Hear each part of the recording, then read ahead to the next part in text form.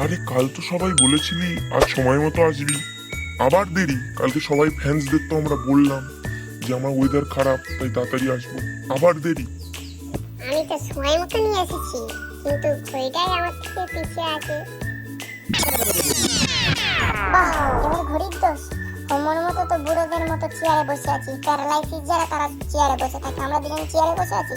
হচ্ছে বড় রাহুল্লা বসে আছে। হোমর চোষণ। একটু পরেই তো তোরা বলবি সূর্য দেরিতে উঠেছে, তখন কি হবে রে?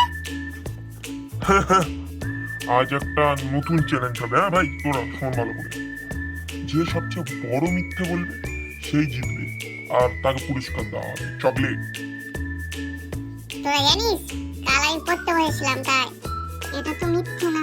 বসেছিলি 5 মিনিট পরে উঠে গেছি বিপ্রর মতো। জানিস আমি একদিন 100টা রসগোল্লা খেয়েছি। তারপর ঘুম থেকে উঠে দেখি সামনে দেখেছিলাম।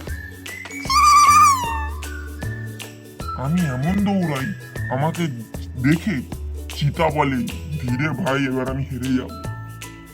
এবার আমি তো হাত হচ্ছি, বল কোন জিনিস ভাঙলে সবাই বেশি খুশি হবে? কাঁচ, প্লেট, কি? রেকর্ড। এটা কিন্তু ভালো ছিল। এবার আমি প্রশ্ন করি, বলতো কোন ফল পড়াশোনা করে? আম, লিচু। পড়া লেবু। আরে এ কেমন উত্তর ছিল? চল সবাই 5 সেকেন্ডে ইংরেজিতে কথা বলি। Hello, I am very hungry. I am also hungry. I need biryani. টাকা নেই কিন্তু ক্ষুধা 5 তলা বিল্ডিং এর সমান। আমার পকেটে 10 টাকা আছে। আমার পকেট খালি। আরে ভাই, তোরা বললে বিশ্বাস করবি না, আমার পকেটে একটি মাত্র বাসের টিকিট পড়ে আছে। নিবি কি বল? আমরা 4 জন মিলে 1 কাপ চাও খেতে পারবো না? তাহলে কাল খেলে কে আমাকে ফোন করেছিল? আরে আমি করিনি, কিন্তু দেখতে পারি। আমি নয়।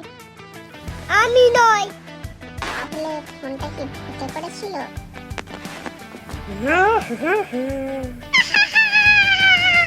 ভাই, তোর কথা শুনে আমার খুব হাসি পাচ্ছে। ঠিক আছে, আজকের জন্য এত হাসি যথেষ্ট।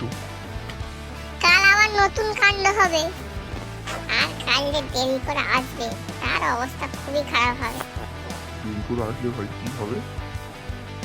তাহলে বন্ধুরা, পরবর্তী ভিডিওর জন্য তৈরি থেকো, এবং পরবর্তী ভিডিওতে যে দেরি করে আসবে তার সঙ্গে কি হতে চলেছে নেক্সট পার্টে আমরা করব, তা জানাবো। তা দেখতে থাকুন, আমাদের পাশে থাকুন।